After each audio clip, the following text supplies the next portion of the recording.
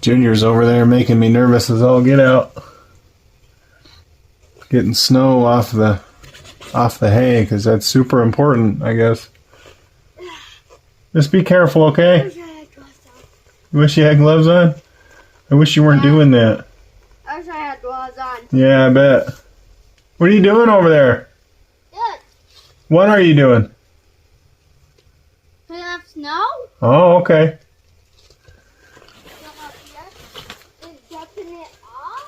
Okay, well, just be safe.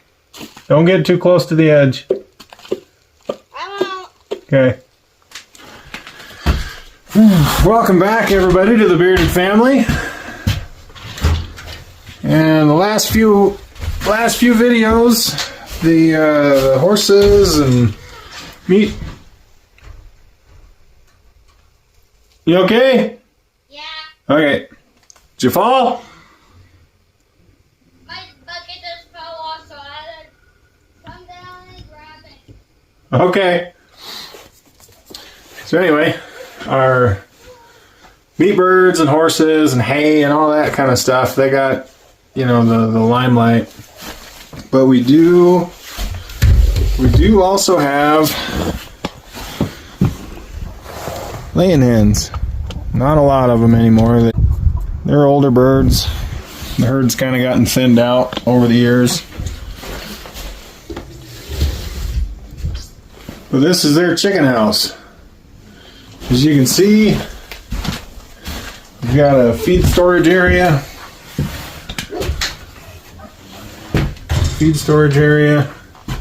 We can put sick birds on this side if we need to. This is actually where we kind of start our meat birds. We put a water tank in here and put a little heater in there and keeps them happy until they're big enough to get out and go outside.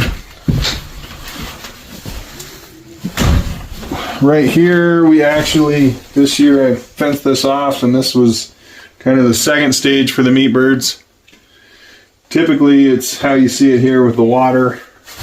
I've got an outlet here that I can put a heater, a little water heater in there. Their feed. Got 4 cozy coops. One's actually not working right now. And a pretty sweet little infrared patio heater. Goes up to 1500 watts. It's got 3 settings, 500, 1000, and 1500. It works really well. I don't turn it on unless it's really cold. These cozy coop heaters are slick. They're fully sealed. They come with little screw deals in the back so you can hang them. They also, brand new, come with feet so you can stand them up somewhere. They work good for brooding baby chicks and all that kind of stuff. That's the one that's not working. Oop.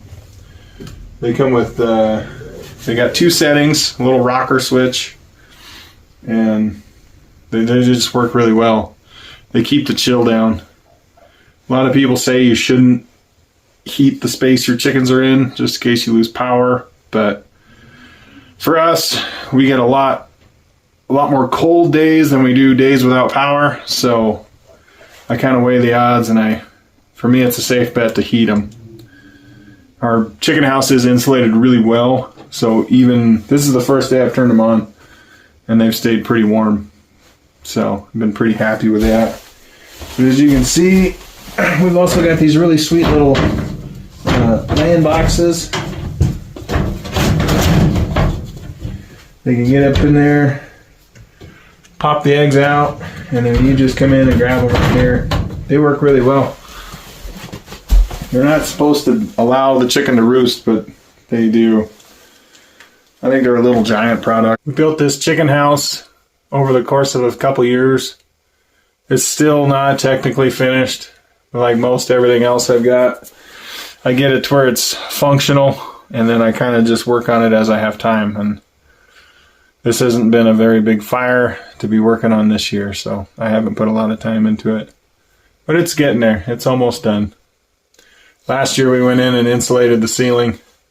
Up until then it was just open. Got really cold. So in the last video I talked about keeping the meat birds longer than their maturity date. And that one big herky chicken there is a meat bird from last year. As you can see, she gets along just fine. Yeah. Murray McMurray Hatchery always gives you one kind of free bird that's different than the birds you order. And so this year, when we got our meat birds, that little black fella, black and brown guy, I think he's a rooster, he came with it. He came with our order of meat birds. So it'll be interesting to see what he grows up to be. He's still kind of learning the pecking order with the older hens. So I kind of feel bad for him. So these windows we put in, they slide, they open, they're just like standard window. They work really good in the summertime for letting cool air in. They work good in the wintertime for providing a little ventilation and letting humidity out, stuff like that. I tried a dehumidifier one year, and it just, on the feed side, it doesn't work very well because it's too cold over there. We got a big double door that we put in. It's got 3 latches, keeps it good and tight. The original design of the place was to be able to store bulk feed, and then just as the design went on, that kind of went away. But I kept the 2 big doors. It just makes it better, especially for cleaning. I can wheel our wagon right up to it and just clean right out. The whole place, with the exception of the inside and some of the framing lumber and the siding, it was pretty much all built with reclaimed materials. The base came from shipping crates. A lot of pretty much all the outside sheeting came from shipping crates. Some of the framing lumber. Tin came from another building down at my folks' place.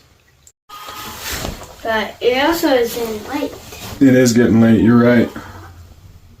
But I think we'll probably have enough snow to sled next weekend. Alright. Alright. Thanks for watching, everyone. I know it was a short video.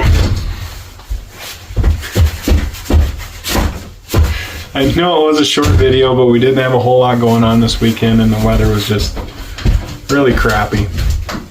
But I did want to show everyone that we have an actual chicken house. Well, hopefully Junior doesn't tear it apart as he leaves. We do have laying hens. So hopefully everyone liked the video. If you did like it, go ahead and hit that like button. Subscribe if you want to see more videos like this. If you're new to the channel, check out our other videos. They're pretty good. Kind of partial to them. Turn on your notifications so you know when we put out new content. And I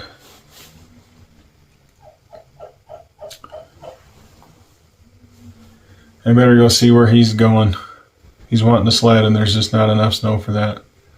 So, thanks for watching. We'll see you guys on the next one. Getting these chickens in the chicken house is like herding cats.